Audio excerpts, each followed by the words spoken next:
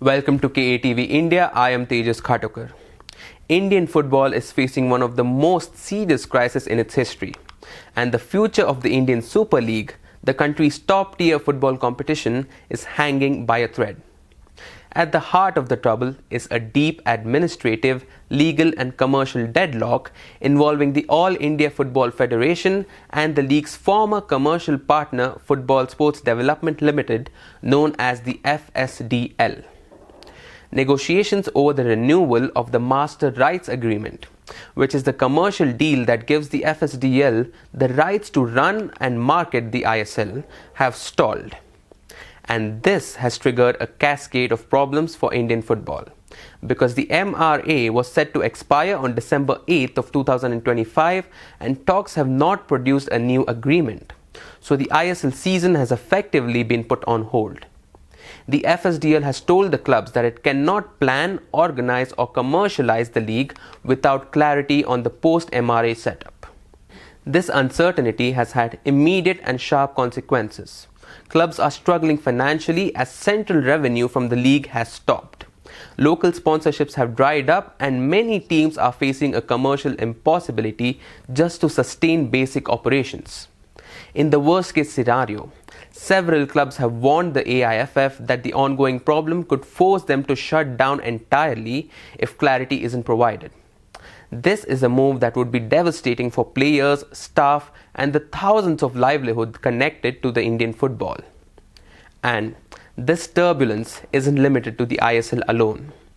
India's second division, the I-League, also failed to find a commercial partner when bids were invited, further exposing the wider structural breakdown in domestic football. Top players and captains from the ISL clubs, including veterans like Sunil Chhetri, Sandesh Jingan and Gurpreet Singh Sandhu, have gone public with their frustration, urging the AIFF and stakeholders to find a rapid way out of this crisis.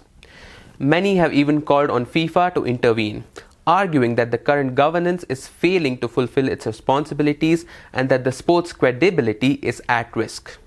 Adding to the pressure, foreign players have already begun leaving India amid the ongoing uncertainty, as the season's start remains unscheduled.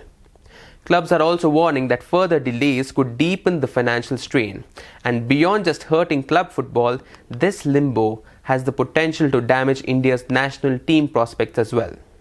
Because without a functioning domestic league, players lose match fitness, competitive exposure and pathways into continental competitions. Now, to summarize the latest situation, the Indian Super League season is currently on hold due to negotiations and legal uncertainty around the Master Rights Agreement, and ISL clubs are facing severe financial strain and risk of shutdown without timely resolutions. Top players have appealed for urgent action and even FIFA intervention to rescue the sports governance. Foreign players are leaving, and sponsors are hesitant, underscoring how deep the crisis has become. The situation threatens not just a league season but the future stability of Indian football's entire ecosystem. In short, Indian football is at a crossroads, and how the federation, clubs and partners act now could shape the sport's survival in the country's future.